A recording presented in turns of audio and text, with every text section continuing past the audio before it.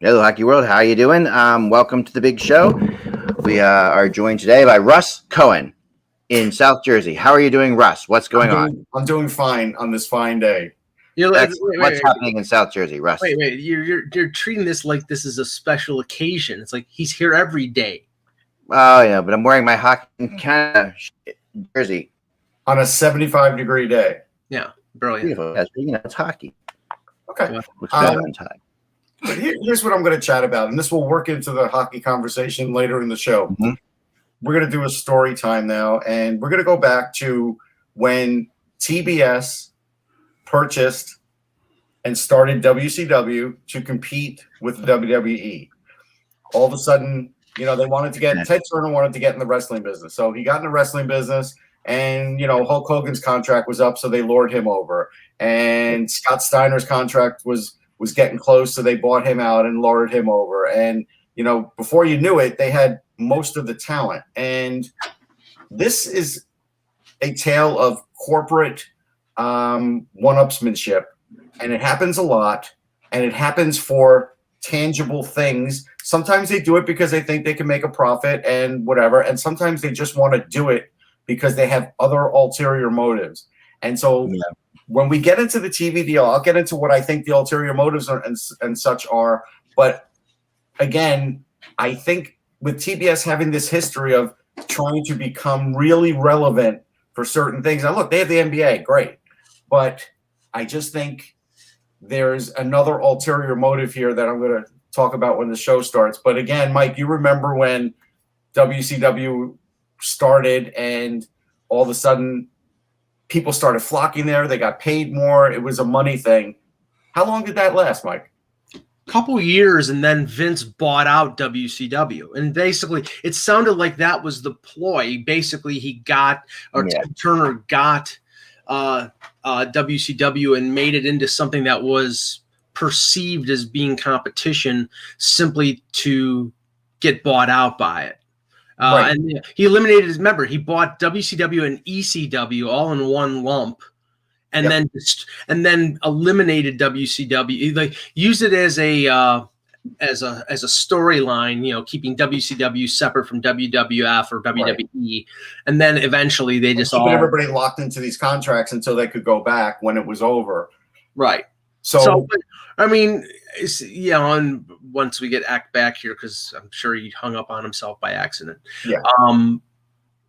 I mean, it's funny because I know people who were more entertained by WCW than by the WWE. I think because of the new energy, they, guys like Hogan all of a sudden turned heel. He was a bad guy. And Hollywood Hogan, and all that. And I think NWO and you had these different factions, and I think people got into that for a while, and it was different. It was edgier and everything else. But also Turner did that for a reason, and he probably was trying to prop up the station and get other viewers on the eyeballs. My sneak peek into what we'll talk into the show is Bleacher Report. Bleacher Report needs propping up. Well, it just got it, and we'll talk about that more when X back on. But that's something, right, where you have to, it's not always just what it appears to be. There's always other reasons, and in a digital world, Bleacher Report fell behind. Remember, they were massive when they were into Major League Baseball and everything else, and they were massive 2-3 years ago. I would say more than that. 5 years ago, Bleacher Report was massive, and now they're not. So we'll get into that after we start the show. Yeah, I've done a lot of research today too on the history of television in the U.S. So we're going to get into that for hockey TV in the U.S. You're sort of shuddering again. The audio is shuddering. All right. I didn't hear that. Yeah, you hear it? No, I don't. I think it's fine. Am I okay now? A little blurry, but I think it's fine otherwise. Maybe it's my. All right, guys, give me 1 second. Okay, give me 1 second. Let me just try something real fast. Right now, we're gonna do a segment with Anna. I think she's been wanting to do this for a while, and so we're gonna let Anna have her own segment. And you're on. This is it. This is your one shot. You're on. Is this going to be a Meow Mix commercial? I don't know what it's going to be. She's very unpredictable. right now I'm just getting a tail, and she won't go on camera now. See, it's a tale of two cities.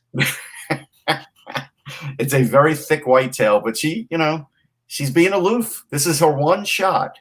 And she, if Anne has a white cat, that means she's a good cat, and then the black cats are the bad cats. Right. I don't want to say that. That's not nice. No, I'm just. I know. I'm not making a racial component. No, I'm not saying that. I'm saying for the black cats to get adopted, it is an issue. Oh, really? Yeah, it is an issue. I know people who prefer black cats to. That's interesting. I mean, a lot of the white ones are like Anna, where they're deaf. And that's a thing with My God, I leave for 1 second. Their genes. Well, listen, Anna was going to do her. Then we get into this. Didn't want it, so she's done. All right, you're back. Hopefully this is better. I don't know if it will be or not. No, it's good. So far, it's better. Yes. Okay. None of this can fix my hair, which is doing this. I don't know why. It's doing your hair is. It is what it is. At least I have hair. All right, here we go. Ready, guys? Oh wow! Wow. Oh, what's the date? Yeah, it was just At least I know the date. We leave the big things up to you, Ek. Hello, Hockey World. It's Tuesday, April 27th, 2021. I'm Michael Agello. I'm Russ Cohen, and I agree. And you're watching HockeyBuzzcast on HockeyBuzz.com. This is the podcast where we don't want to bore you again with that story, but we could easily tell you that it's not over yet. These guys are completely going to be crazy. Because last night I got text immediately. It's amazing how the Rangers pick up 4 points and don't get a single text, and yet last night the Canadians win and the Vancouver Canucks lose, and suddenly I'm being told it's over. It's over.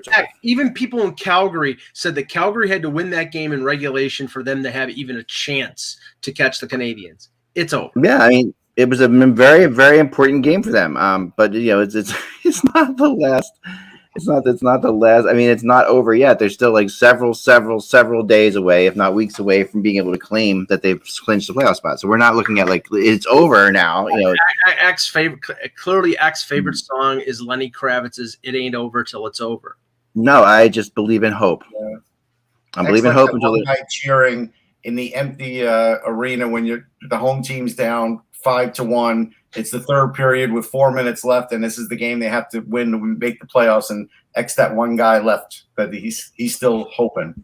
Was it over in 2009 when the Bruins went up 3-0 against the Philadelphia Flyers in the playoffs? Nope. Was it over when the Germans bombed Pearl Harbor? Hell no. That's from Animal House Act. Yes. Yes, I know. Okay. I remember. I know. It just doesn't matter. That's from Meatballs. Yeah. All right, here we go. Just started watching the Community, the show Community on your. I think you recommended. Yeah, Community got me hooked. It's not great. What I'll say about Community is it's the perfect pandemic show. If there wasn't a pandemic, I never would have watched. Yeah, it's interesting. It's good. It's not Parks and Rec, but it's good. No, Allison Brie got me hooked on Community. Allison Brie is pretty good. Yeah, she is. She was in the wrestling show too. Yeah. All right. So before we start, I guess we should start with Montreal and Calgary and Vancouver and Ottawa, the two games from last night, and then we'll move on to television stuff, which we really want to talk about today because we got some interesting stuff. And I did a little history of TV on my blog today and some fun memories I can bring up here. I thought would be fun to bring up too. But let's talk about this game. So I watched most of the Montreal Calgary game, and I watched mostly a condensed version of the Vancouver Ottawa game. Something about like. The things that stuck out to me is in both those games, how close those games were to going either way is ridiculous. Like how many posts were hit by Montreal, how many posts were hit by Calgary, how Vancouver comes within a millimeter of tying it. It's just crazy this time of year how close this all is. How ridiculous it is. And the other thing that stuck out to me is how freaking good Thomas Chabot is. Like it's just ridiculous. Like he doesn't get talked about a lot. He doesn't get talked about nearly enough for what he is. Like, is he as good as Erik Karlsson was in Erik Karlsson's prime? No. He's close, but he's not. Pretty close. I mean, it's really it's close. It's really close. You know what the difference is with Karlsson? It was more fancy and finesse, and with Chabot, while he has that, it's more like just built in, matter-of-factly, nothing too flashy, but everything is completely effective, everything he does. I'll give Shabbat this. I Yeah. think Shabbat is less of a defensive liability than Carlson. Yeah, I think he's better than Carlson defensively. But Offensively, I think Carlson was more spectacular offensively. It had better offensive instincts. But Shabbat like averages like 26 minutes a night. So yeah, he's a really good defenseman. He's a number one defenseman. Clearly, they got him locked up 8 years, $8 million, which is a pretty good contract. Yeah. And if Eugene Melnick is smart, he gets Brady Tkachuk locked up for 8 years this year, and they build around those two guys. Yeah, I mean they got great goaltending last night too, and not from their starter, but from their backup in Ottawa. It was something. Vancouver played hard. They hit 3 posts. They had a puck that at the end of the second period was like on the goal line. Crazy how close that game was. And then of course they lose both those games. Calgary losing, Vancouver losing. You guys get to say it's over because that it's over. It's over. We'll see. I think that there's one race that's not over that we agreed with yesterday, and we definitely agree with now again. Well, we still agree with today, and both those teams won. So let's talk about that race for a second. Nashville, who has not played Florida very well, really took care of Florida last night. There was a Dredger left in the middle of that game. I wasn't sure what happened there exactly. Okay, because I missed a lot of shots. It was 40 shots. That was a big barrage for Nashville, but I still question their offense. At least a guy like Granlund has woken up for them, and that's a plus for them. But yeah, Granlund made a really nice play on the one goal. It was instead of deflecting it, basically he stopped it. Yeah, if he's playing his best hockey, that helps him. And I still think defensively they're really good, and the goaltending's decent. I do feel like they're looking over their shoulder with Dallas. I feel like they're being chased, and sometimes it's hard when you're being chased that hard. Yeah. Day to day with a lower body injury. Yeah, that was a pretty significant thing for Florida. That's a pretty. I don't know how serious it is, and no one's going to talk about it, of course. But one of the things that occurred to me yesterday when I was taking my son out for a walk, and we were talking about we rarely talk about hockey, but he wanted to know what was going on with because he's following the Panthers because he's into the Florida Panther itself. We're doing a whole thing about that. So he's following the Panthers closely. And I said, what's fascinating to me is that we're getting, no matter who's in the playoffs in that division, it's an all Southern battle. Like it's like, Carolina, Nashville, Dallas, Florida, Tampa, all Southeastern, maybe South Central Dallas teams. Really neat. Like to me, like that, we're going to see like this incredible Southeastern playoff round there between, and all those teams that aren't naturally rivals because they're not in the same division usually, but I think maybe should be in the same division after this year. I feel like this year is going to set it up, so maybe we should find a way to get those teams in the same division. I just think that it's got such a great rivalries. I'm really looking forward to I really want to see a Tampa Florida playoff series. Mm-hmm. Carolina, Nashville. That's that could be a heck of a series. I know most of the teams in the Atlantic Division would sign up for Tampa to be outside of the Atlantic Division. Oh, for sure. And I think that in Florida it's going to be coming up too. So, but everyone's coming up right now. A lot of those lesser teams in that division are starting to make their turn. All right, so that series stays where it is now, but it's going to be right down to the end between Dallas and Nashville. And I don't know who's the better team. I mean, last year Saros was pretty amazing in that game against Florida last night. Saros really was good. Now, the other thing was Carolina did clinch a playoff spot with the point they got in the loser point that they got in the loss to Dallas. Yep. They're now at 69 points with 48 games. That means 8 games left. Tampa's 3 points behind them with the same amount of games. Florida is at 2 points behind them with Carolina having 2 games in hand on them. Yep. Unless Carolina drops the ball, they're going to win that division. I mean, I don't know how many head-to-head matches they have against a lot. Tampa. It's really tight. I mean, there's so many things. That division basically is still like anybody can decide their fate in that division at this point. Right, but depending on their schedule. Yeah, and I'm looking it up as we speak here. Yeah, just to see who Carolina plays in those final. I'm looking it up right now. So yeah, you look it up. I'll bring up all the. So they play Dallas tonight, second of the back of 2-game set. Then Detroit, Columbus, 3 against Chicago, and 2 against Nashville. No head-to-head against Tampa or Florida. Carolina's winning that division. So they're winning it. They're winning it, especially, Chicago is, I think, after a pretty decent effort, they're pretty much out of it now. And Detroit, now the 2 games against Nashville at the very end could be consequential for the Preds. But if the Hurricanes have locked first place by then it's not going to really matter for them. Yeah. But playing one against Dallas, one against Columbus, one against Detroit, and 3 against Chicago, that's a fairly easy schedule. So I think Carolina's winning that division. That's not to say that I think that they're going to come out of the Central, but to give them the opportunity, the best opportunity to do so, they want Florida and Tampa to beat the crap out of each other, and they're going to in that first round series.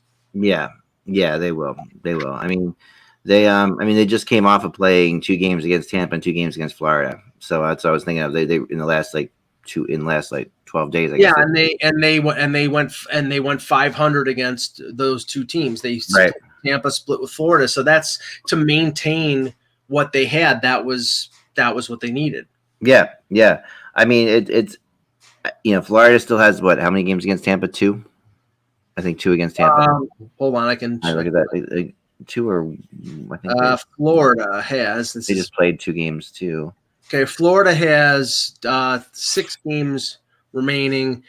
1 against Nashville, 1 against Chicago, 2 against Chicago, right. 2 head-to-head against Tampa at the end of the season, and 1 against Dallas. So that's the problem for Carolina, Mike. Because think about that for a second. When those 2, I was thinking about this the other day. Someone asked me the question. I thought was a really interesting question. When can a team head in the inning? When can they be ahead in the standings but guaranteed not to be ahead in the standings? When they're done the season. In other words, if say they're up by Carolina was ending their season and they were up by on Carolina or on Florida and Tampa by 1 or 2 points. If both of them say one of the teams going to pass. Basically, what I'm trying to say, and not saying it very well, is they're going to get points. Tampa and Florida Tampa and Florida each are going to get 2 points, maybe 3 points out of those games at the end of the season.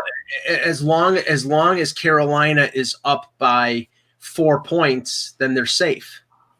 Right, they're up by 4 points, but that's will they be up by 4 points? Again, based on strength of schedule, Carolina should be well ahead. They're already up 3 points on one, 2 points on the other, and have 2 games in hand on the team that they're. No, I mean their chances are better, but again, But I don't think there's a team in the league that will fight to the death to keep their top spot to win the division. Not in this kind of season. No. It doesn't. It really, and because really, what also was happening here is Dallas and Nashville are already playing playoff games, right? So that you don't want to play. They're already in the first playoffs. That tends to be a problem. When teams who are fighting to get in tend to play pretty well in the first couple games of that series because they're still going on. So whoever finishes in first, it's not like a guaranteed. We all say it's much, much better. I think Nashville and Dallas are both starting to play pretty well. I mean, if Saros plays like he played last night, that's dangerous. If we start getting if again, keep scoring or what have you, for Dallas, that's dangerous. There's a lot of talent there, both those teams. So I don't know if Carolina wants to count their chickens all of a sudden, play either. No one wants to play Tampa in the first round, but that's about it, I think. Yeah, I mean, Tampa, they're confident, right? They're gonna be like, look, we're not going all out here. We know what we are. We'll play whoever is up on the schedule, and they're not going to worry about it. Other teams have to worry about them. Right. No, exactly. I'm with you. All right, so let's talk a little TV deal here, Russ, because you have some thoughts on this, and I do. Good. Why don't you start, and I'll do some history. I gave a little intro with the thing with TBS because I'll tell you what this reminds me of, and TBS could change my mind if we actually start hearing some quotes like we've been after the NHL for 10 years, or this is something we've always wanted in our programming. We haven't seen any of that, right? So my thought is that they're collecting sports now so they could go up against ESPN. And they're propping up Bleacher Report with this digital exclusives because Bleacher Report has been a non-entity for years when they were really big like 5 to 10 years ago. And so I think they had to work in that deal, these digital exclusives and everything else. So they're going to force hockey fans to go there to get some stuff. And so I think we have to look at this as a whole. We can't look at it as just they bought hockey because they love hockey. I think they bought hockey because it came to them cheaply, and now as a whole, they're going up directly against ESPN. Now, okay, in reading a couple things about this and also watching the Zoom conference call with Jeff Zucker and Gary Bettman, I learned a couple things. One, once the NHL announced the deal with ESPN, which was basically a $400 million a year package to the NHL for 7 years, NBC backed off their offer.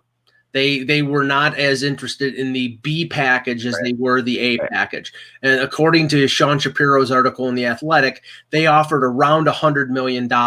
So that was, significantly less than the ESPN offered. And obviously the B package is less playoff games, less Stanley Cups. Now, so TNT and TBS, the Turner aspect, along with HBO Max, came up to about $225 million per year on a 7-year deal. So cumulatively between the two deals, the NHL is making about $650 million. And that's 3 times what they're making right now from what they're bringing in from NBC. But this is the thing that I think that makes me shake my head a little bit.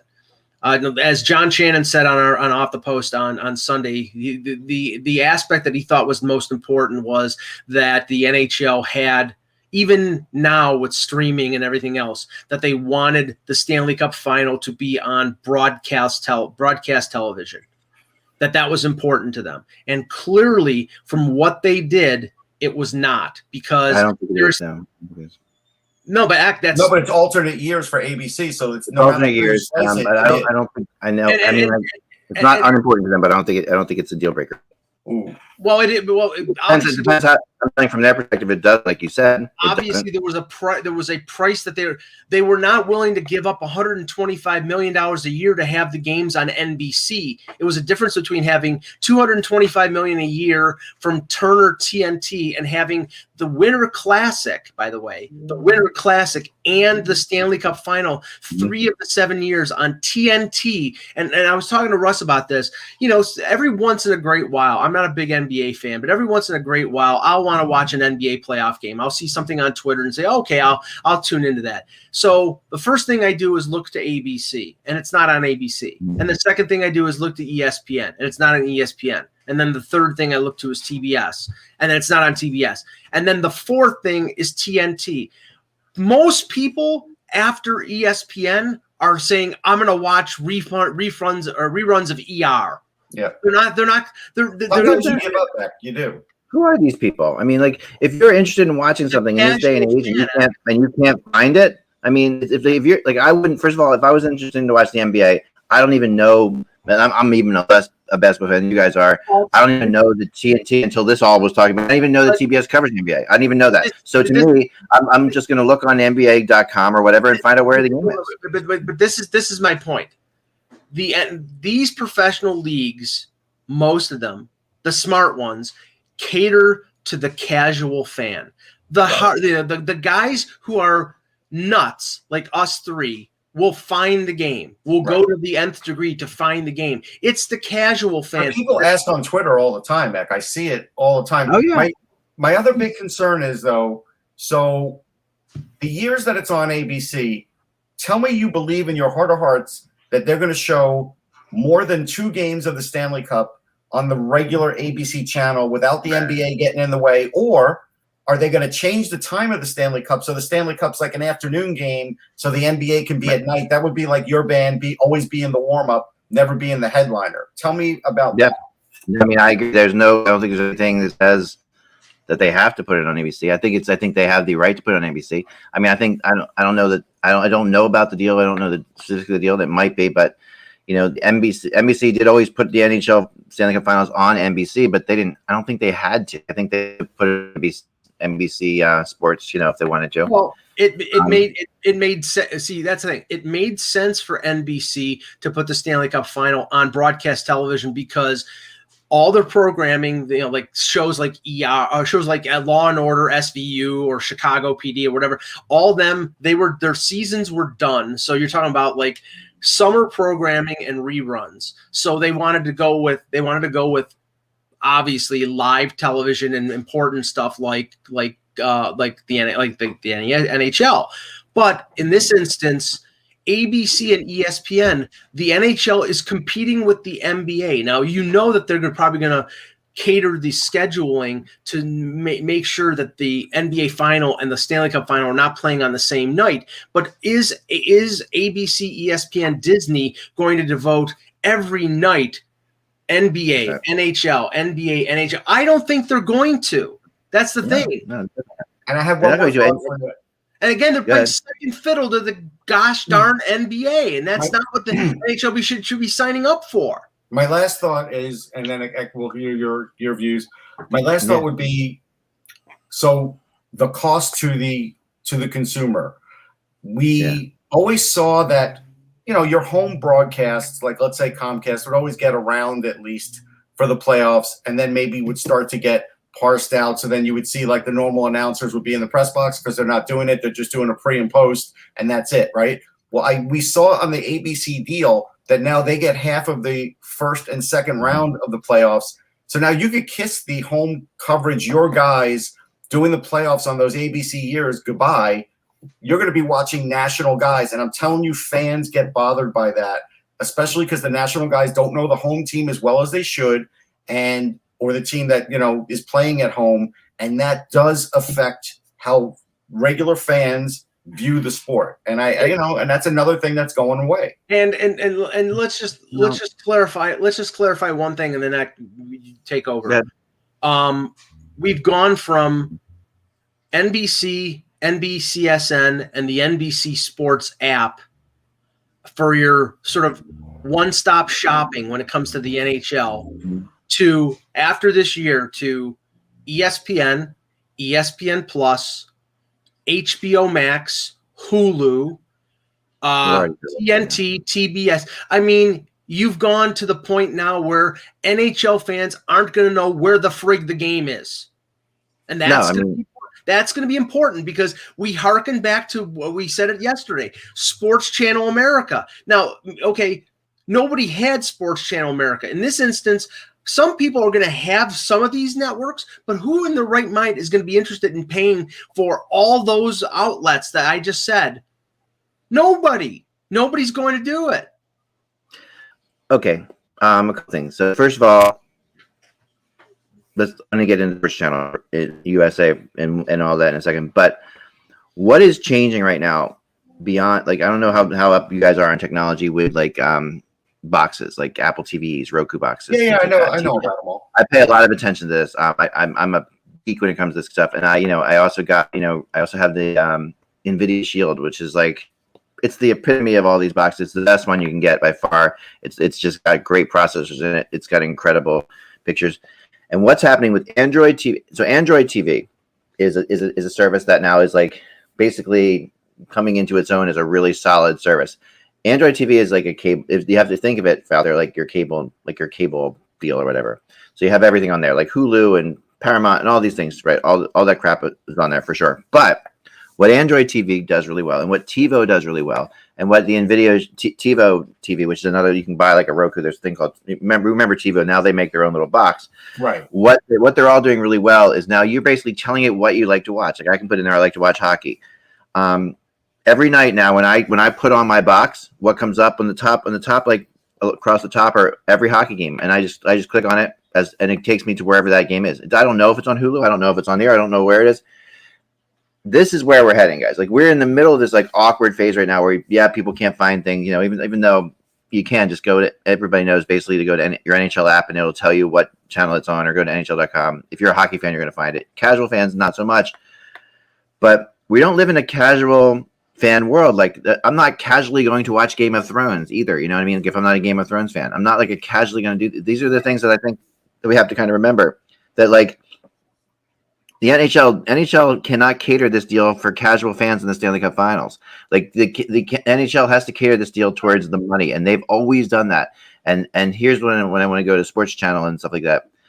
The deal where like you saying we went from NBC and NBC Sports and CSN, which is no right longer where we are right now. Where we are right now, we're there, right? How we got to NBC and NBC Sports is how do we get there? After the lockout, we when ESPN was like, I mean, ESPN changed the lives of hockey fans in America. Like they did better than anybody had ever done. Like we saw all the games for the first time around. Like we couldn't watch every playoff game before that, right? But ESPN had ESPN2, NHL Tonight with Bill Pito. All this stuff was like gave us a chance to actually watch every game for the first time in our lives.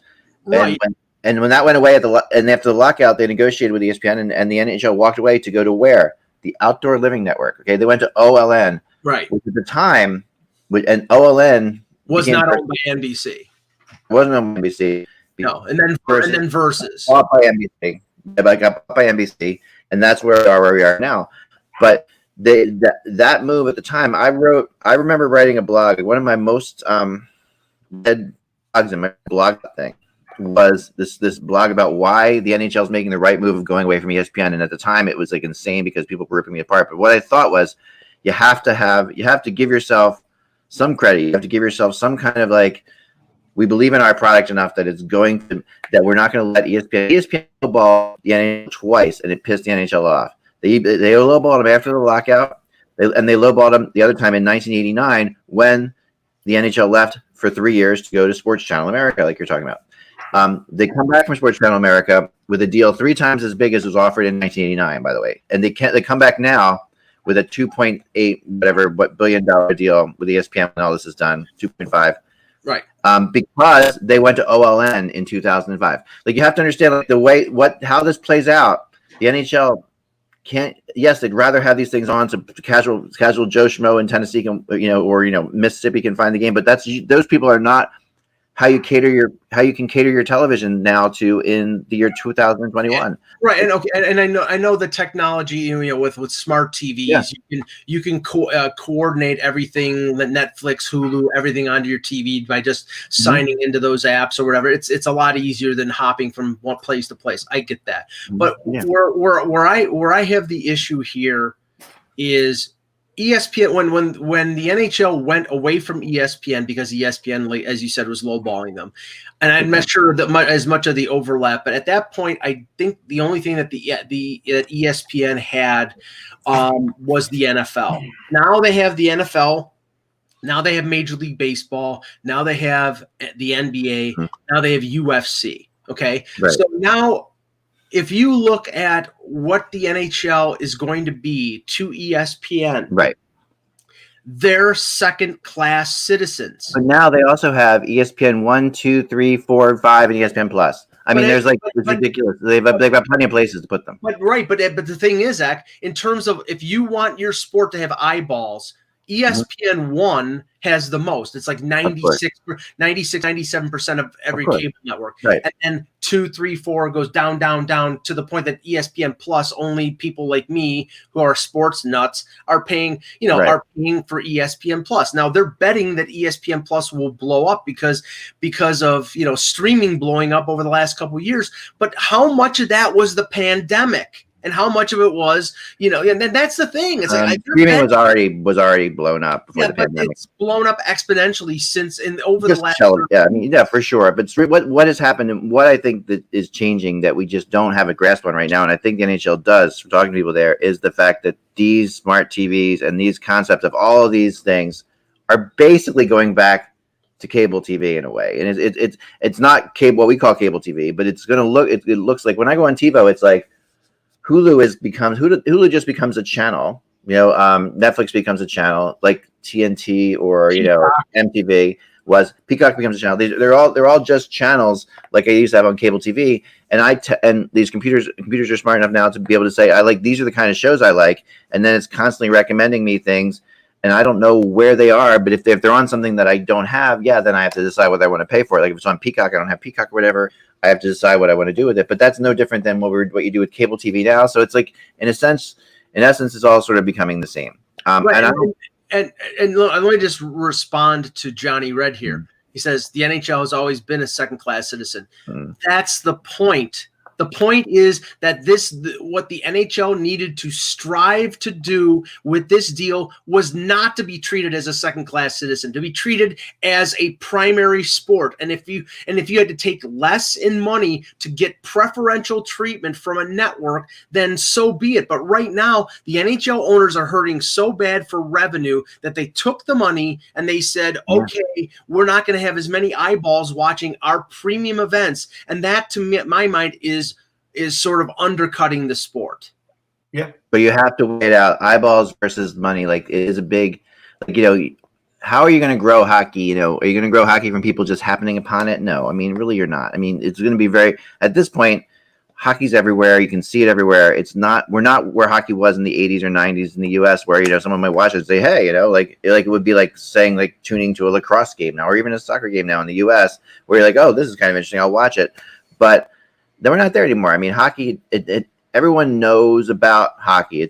Thanks to ESPN mainly, who put it on all the time for a while. We know about hockey, right? So, and everybody does. I think the NHL owners more than ever had to take the money right now for all the reasons you're saying. The pandemic has destroyed them, has killed them, but also the fact that every time the NHL has respected itself by saying it basically comes down to who needs who more. Like, we think, right, you're acting, Mike, right now, like the NHL needs NBC more than NBC needs the NHL. You know what I mean? Like, the NHL was never willing to say we need ESPN more than ESPN needs us.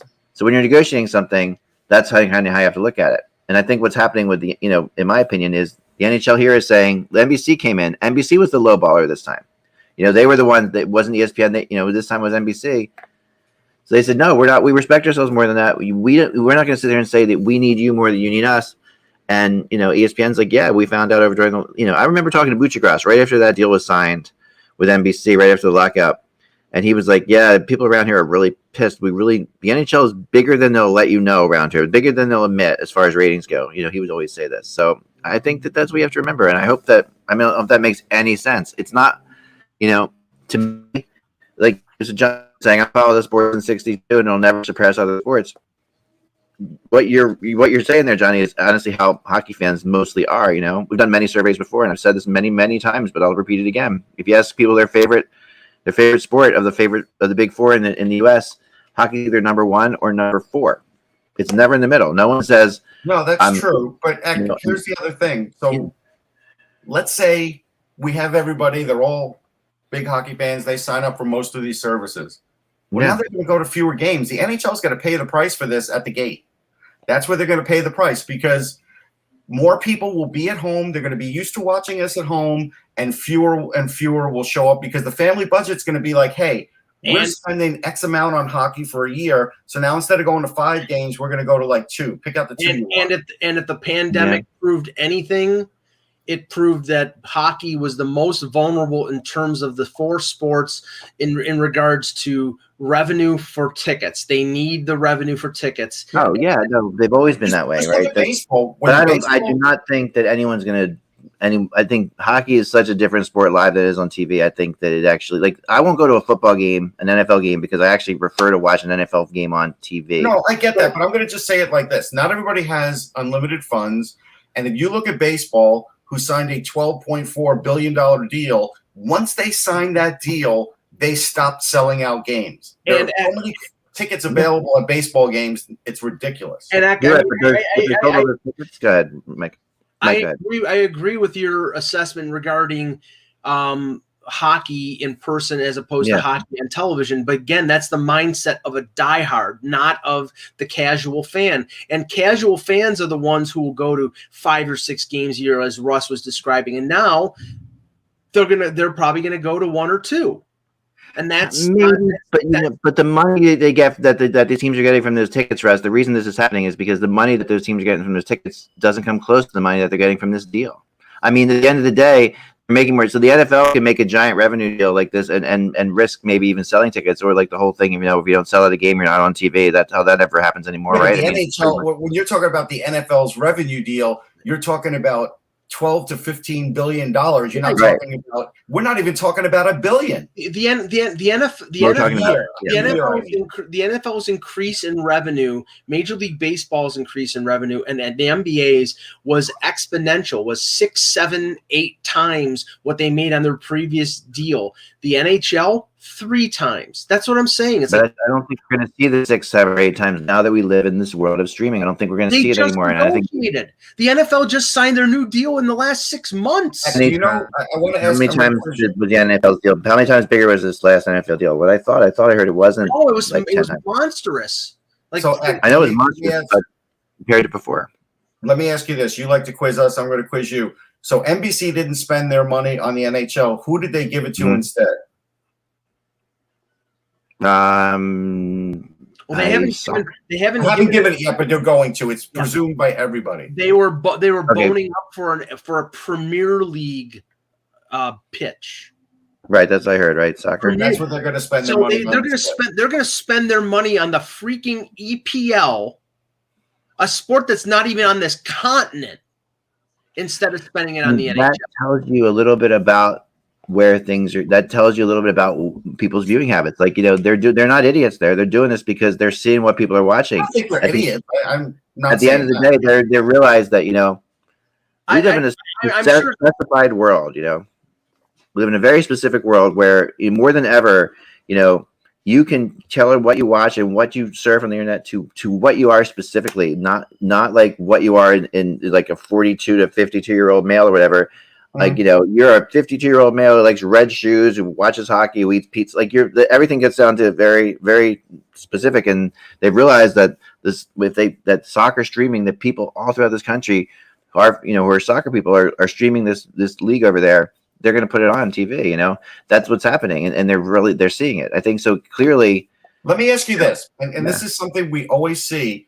I have not seen any fan reaction to this whatsoever, and normally we do, and that kind of bothers me too. I don't think the average fan loves this deal, and I haven't seen any fan reaction. I think the reason that fans aren't reacting to this, Russ, is because people know that they're going to be able to watch hockey, and the only reason there'd be a reaction to this deal would be like if hockey wouldn't be on TV or wouldn't be able to stream it somehow. And to me, that people know they don't care where it's going to be or how it's going to be, and they're going to stream it. Like when you're watching the game, once you start watching the game, once you tune to that channel, who cares what channel it's on, right? So like it's going to be there. They know you're going to get it one way or the other. So, you know, why not just, I think people are like, yeah, NHL should just take the most money they can. I mean, I want to say this too, and I want to say this, and it's not because I wrote the book, it's because I've been to so many of them.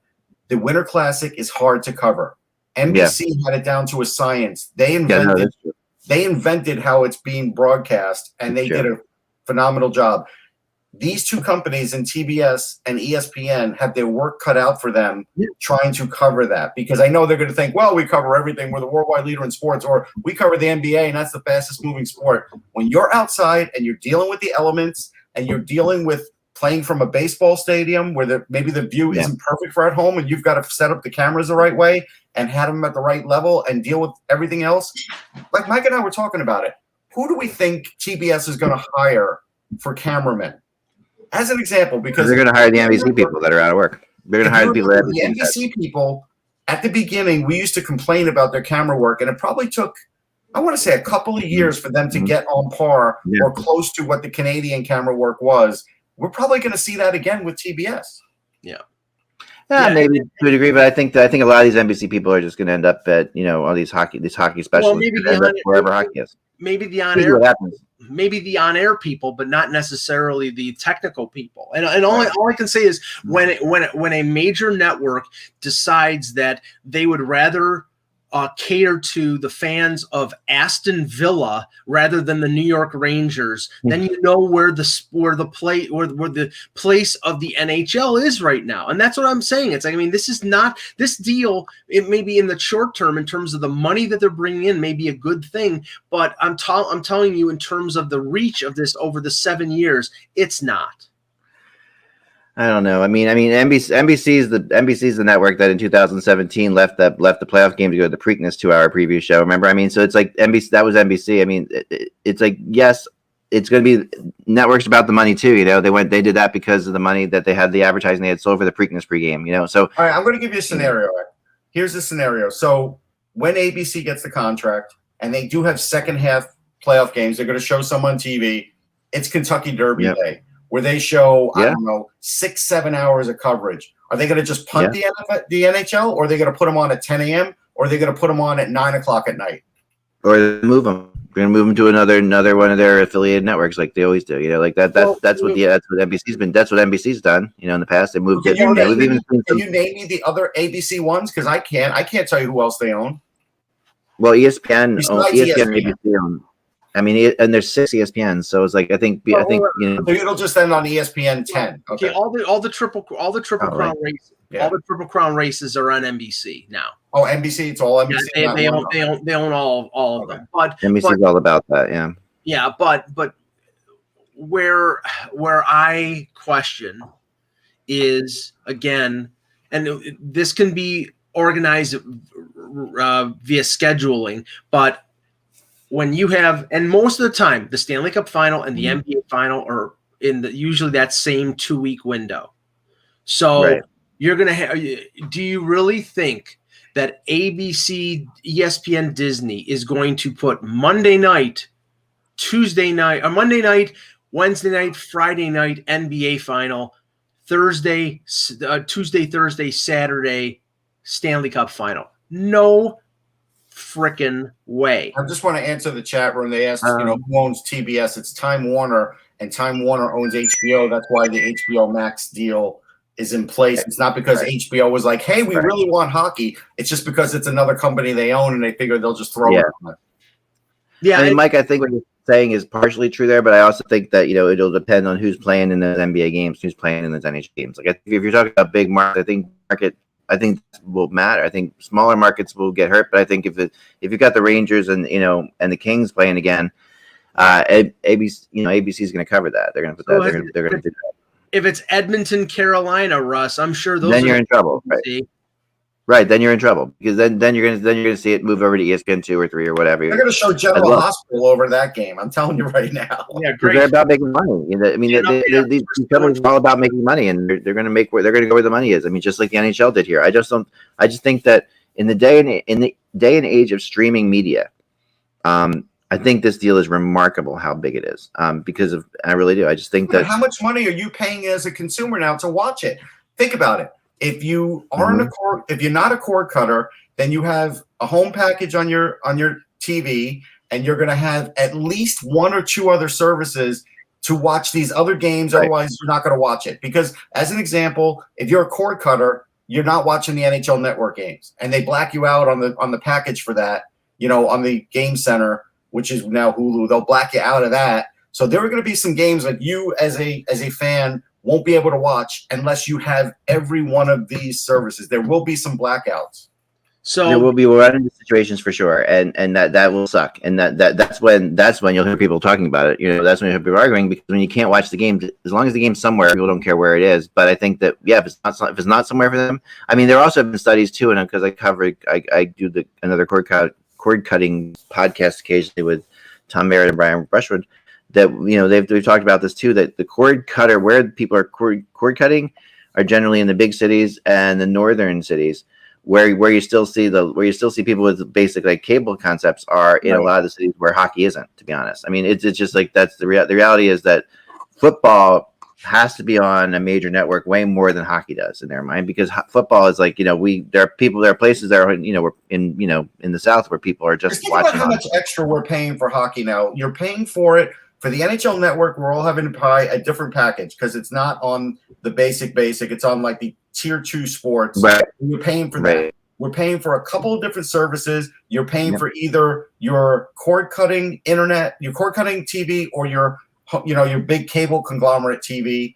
I mean, it's probably more costly to be a hockey fan than basketball and baseball at this point. Probably is, but you know what?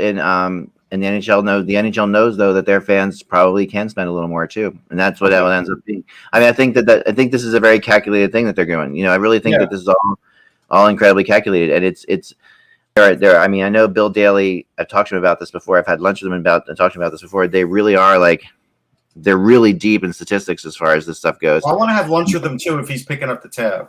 Well, he does. One thing, just to answer this question here, how does this affect the Sportsnet deal when that's up? Okay, the Sportsnet deal is not up for another 5 seasons at the end of 25-26, and I was just doing some rough calculations here. It was a 5.2 billion Canadian deal for 12 years, which equals right now to, and it's all in Canadian money. Right now, that's $353 million per season. So when you talk about what the NHL is getting from Turner and ESPN on top of what they're getting from Sportsnet, it's $1 billion a year. But let's talk about Canada for just a minute. Unbelievable for this sport, where it came from. Like, and if you want to talk about Gary Bettman at all, look at that. You know, like when Gary Bettman started, how much was this league getting per year for television? No, listen, he's done a great job.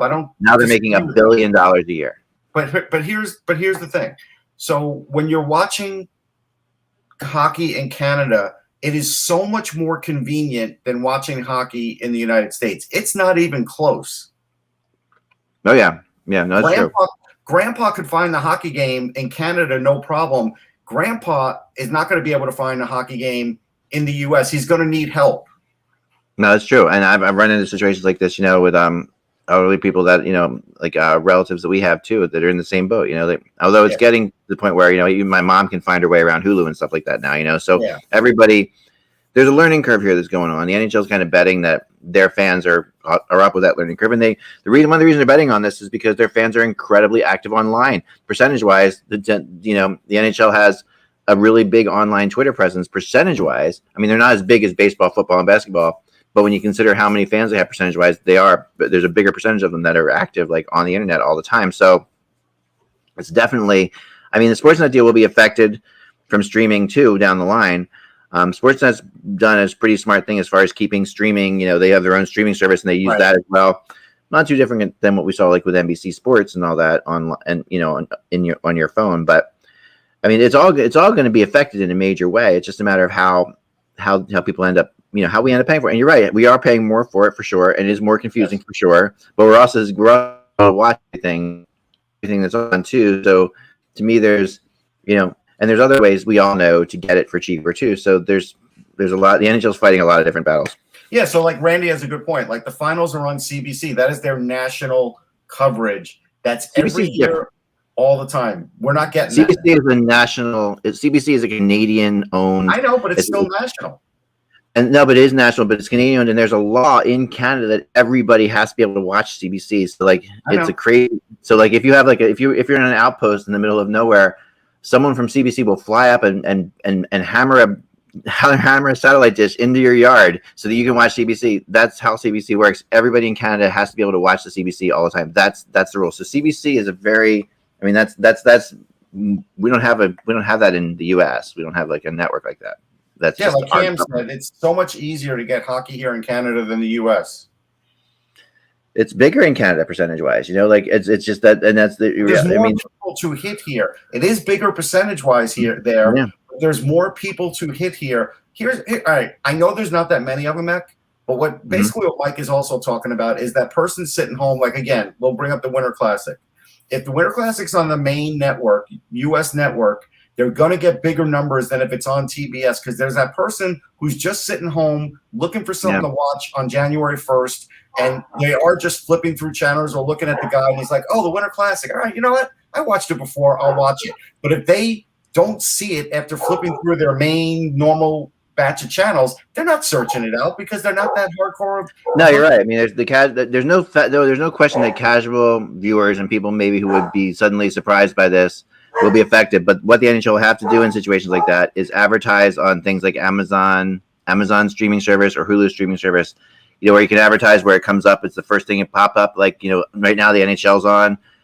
You know, you'll see like the big thing that it comes up on every. You know, that kind of advertisement will be important for the NHL in the future, so it can tell people where the game is or how they can watch it on Hulu and stuff like that. Like that's how I end up watching. You know, a lot of like NCAA basketball games. I didn't know where the NCAA basketball tournament was necessarily, but I knew it was on CBS on TV.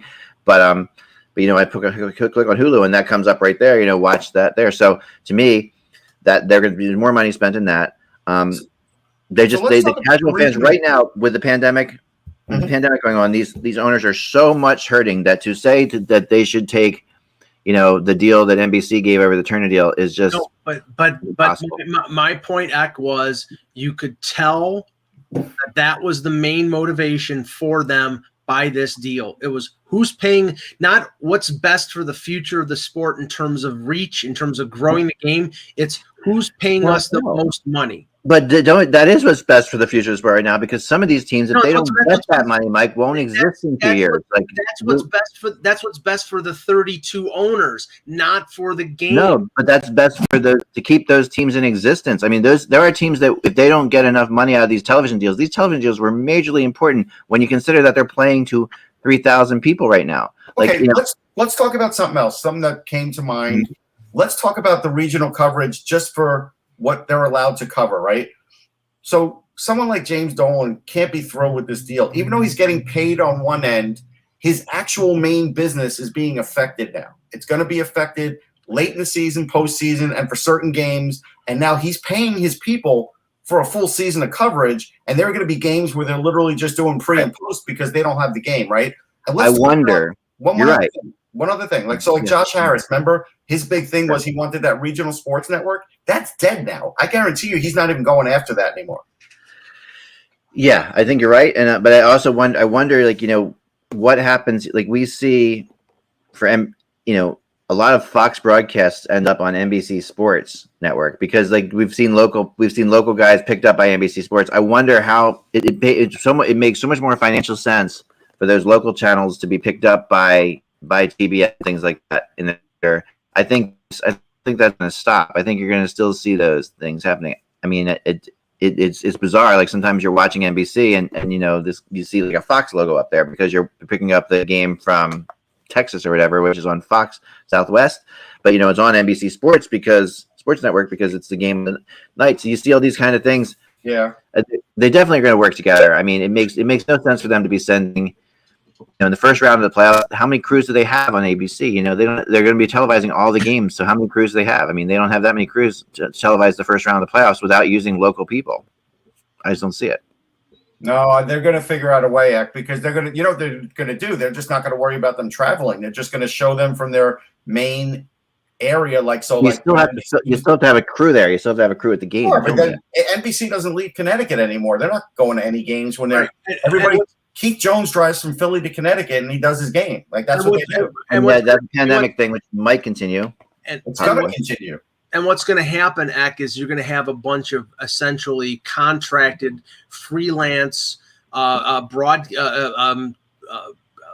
video people at each particular city. It's not going to be, ESPN sending a crew to Buffalo to broadcast a Sabres game. It's going to be the people who are broadcasting the Sabres game for MSG Plus, probably contracted out to ESPN. That's the way they're probably going to do it, and that's probably to save money. But I don't know if that's going to be the best presentation for the league. Well, the thing that's tough about those is, and I've talked to Jim Jackson about this before, is suddenly when you work for the Flyers, it's one thing, you're doing a game. Mm-hmm. And now suddenly you're the game of the night on NBC Sports. Mm-hmm. Now with the Flyers, it's even more complicated because Comcast owns NBC and all that stuff. So it's like, who are you really working for here? You're still working for the Flyers in a way. Mm-hmm. But now it's easy. Now they're out of hockey, so you're just working for the Flyers. Working for the Flyers, or you're working for. But another night, if ESPN's putting the bill that night for Jim Jackson and Keith Jones to do their thing, now you're not working for the Flyers, or are you? Or are they paying the Flyers to use you? There's all different sorts of kinds of things that can go on. Well, here's another scenario, because you just made me think about this. So Comcast owns the Flyers. They're going to certainly give their website as much exclusive content as they can. But then they're now going to have to share some of that with Bleacher Report, who is a competitor. Right. They're going to get similar content, even on their own team at times, when it's like a national game or a nationally televised game. And so now, even for Comcast, even for whatever they call their websites beyond this year, when the NBC part of it's gone, it's now shrunk what they're going to get as exclusive content. Yeah. Oh yeah, and that's why you have to come to places like Hockey Buzz that do exclusive content, or Sportsology that do exclusive content that we're not sharing with everybody else because everybody else is sharing with everybody else. Right. Because there's two things that matter to these, and then Kevin's talked to me about this before. There's two things that matter to these kind of online things. One, they have to have they would like to have unique content, but if they don't have unique content, they have to have something to be able to tell people we have something. Right. So they go and they get something, they get like they pay like services like where Adam Proto works or people at services like that put out just articles that you can buy for like aggregators. Yeah, like $20 a piece or whatever to put on your network to make it look like you're covering the game, even though you're not. You're just paying money to have somebody else. Well, but it was curious that in the release, this is the line: exclusive digital and highlight rights. Yeah. Or Bleacher Report. So do you think that is aimed toward The Athletic? Because I think it is. Aimed towards every other website on earth. They're trying to make Bleacher Report more competitive, and they're trying to make them matter again. They're going to have to really do a lot to do that. Including NHL.com. Yeah. So what's that mean? What are you saying? So the Bleacher Report will have the highlights, NHL.com won't have the highlights? Is that what you're saying, Mike? If they're exclusive, it says that's what it says. It says exclusive. So exclusive is exclusive, Ek. I mean, or will Bleacher Report redoing the highlights for NHL.com? I'm confused by that. No. I'm sure the NHL will have the right to include their highlights package on their own site. Yeah, but that's when you're talking and Sportsnet obviously in Canada. But when you're talking about any other site, now ESPN is a rights holder, so they'll be able to. But that's why I'm saying it limits sites like The Athletic because The Athletic doesn't have an agreement with the NHL. Yeah, but sites like The Athletic, it's like we get offered these highlight things all the time from people. They're subletted out too. There's all different sorts of things, but we get up. There's highlight packages or stats packages that you can buy. That's what The Athletic's doing now. They'll keep doing that. They're just buying for somebody else. Like, we'll be doing the same thing if we were to put highlights on our website too. We just find that that people don't come to our site to watch highlights, so we don't do it that way. But again, what Mike's getting at is Bleacher Report is now a rights holder. The Athletic isn't. So no, the and Athletic does get hurt by that. The Athletic especially gets hurt by that because the Athletic, I think, was banking on being rights holders in the future, and I think that this is something. Then the Bleacher Report, the way they make money through their, the kind of stuff that they do with their advertising, 8,000 slide. Yeah, that thing just is unless they change that, they're never going to be taken seriously. Well, really, maybe they'll have to up their subscription to at least $2 a month. Yeah. I mean, they need a total makeover at Bleacher Report. Just getting the rights holder stuff is not going to make them suddenly like a great place to go. Well, for hockey, it could. I mean, It's one-stop shopping, Ak. It's like, okay, you want to see the highlights of the game. If you can't go to NHL.com, listen, they're going to stay on games. Want to see the second goal? Click on this slide here. Want to see the third goal? Stay on games. Go to Bleacher Report after game to see this exclusive interview with Sidney Crosby. That's what they're going to do. I get that. That's something, If and the 5 questions. Well, it's something you and I would love on our websites, right? So I mean, it's going to benefit them. Yeah. No, I get that. When you click through the 6, you can get an exclusive with Michael Jello, but big deal. There you go. Well, people will pay for that. Speaking of which, Cameo. You guys familiar with Cameo? In SNH green stamps, they'll pay for it. I know what Cameo is. Yes. You know what Cameo is, right? So they contacted me. Like, I guess they contact people like with a certain amount of followers or something on Twitter to be in the Cameo. So soon you might. So I'm not sure whether to do this or not. I kind of find it really ridiculous, like, or just stupid. It's like you pay like $99 or whatever to have a talk with me on it's not even a talk. It's basically it's like a TikTok video, or it's like you send a video. There's 2 different kinds. There's a DM thing, which is just for like $10 or whatever. I'll say happy birthday to your dog, or for like they were telling me that I was talking personally on the phone the other day, or like $100 you can have a 10-minute talk with me or whatever. I don't know. It creeps me out a little bit. I don't know. It feels like kind of weird. If you're going to pay me $100 for a 10-minute conversation, sign me up. I feel really weird taking that kind of money. I'm an audio whore. Give it to me. If you want me to say happy birthday, just email ekman@hockeybuzz.com and I'll send you a video. Jeez. Anyway, there you have it. That's all the time we have for today. But Andy Strickland's on Cameo. He is. I checked it out. Andy, you can talk to Andy. Andy's a great guy. It's fun. I've talked to him before for free, I but think it's funny. Mike has yellow legal pads still. I don't know anybody else that does. It's over. The show. The yellow Friends legal without the pads buzz. are over. It's just hockey. We will talk to you tomorrow. It's over.